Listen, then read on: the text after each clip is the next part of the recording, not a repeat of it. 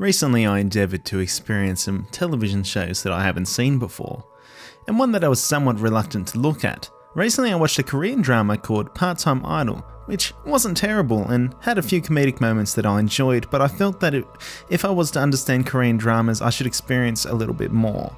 So I watched a few other ones. One of the ones that I looked at was vastly different from Part-Time Idol, and this was the recent 2017 Korean drama series called Strong Girl, Bong-soon.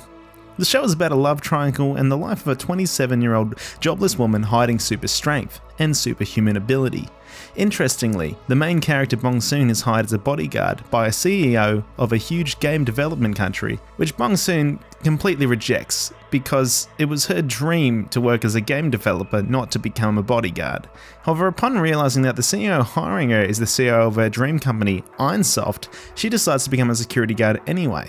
If there was something to be noted in the show, it's that the special effects look comically bad, but that seems to enhance the lightheartedness of its plotline. 아저씨, 이거 물어주세요, 핸드폰.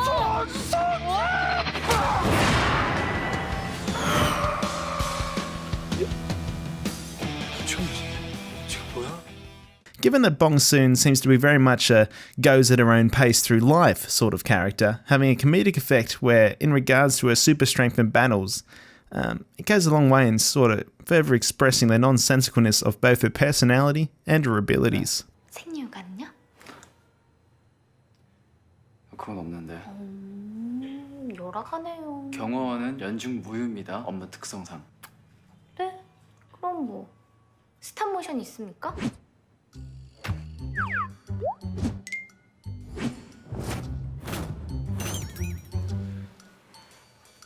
스탑 모션이 뭡니까? 스탑 모션 몰라요? 혹시 스탁 옵션? 그거요.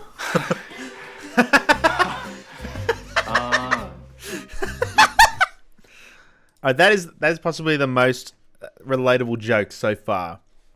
The fact that they were saying stop motions and I didn't really understand it.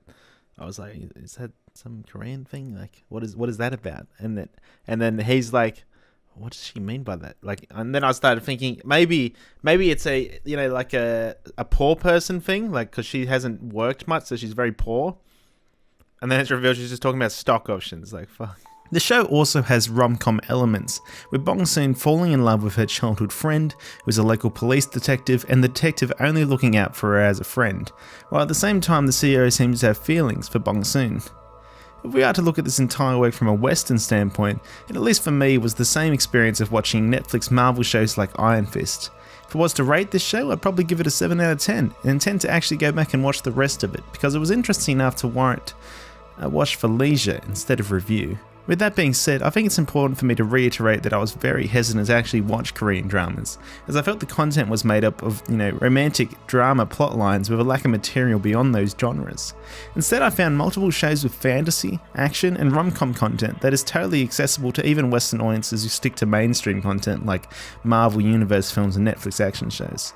It just goes to show that the things that you think you shouldn't watch or that you wouldn't enjoy, sometimes it's okay to give it a try and at least experience it. Just so you can say you didn't like it, or at least you know you don't like it. Yeah, but that was what I thought on it. 사인은 여기다 하시면 됩니다. 네. She did a heart? What?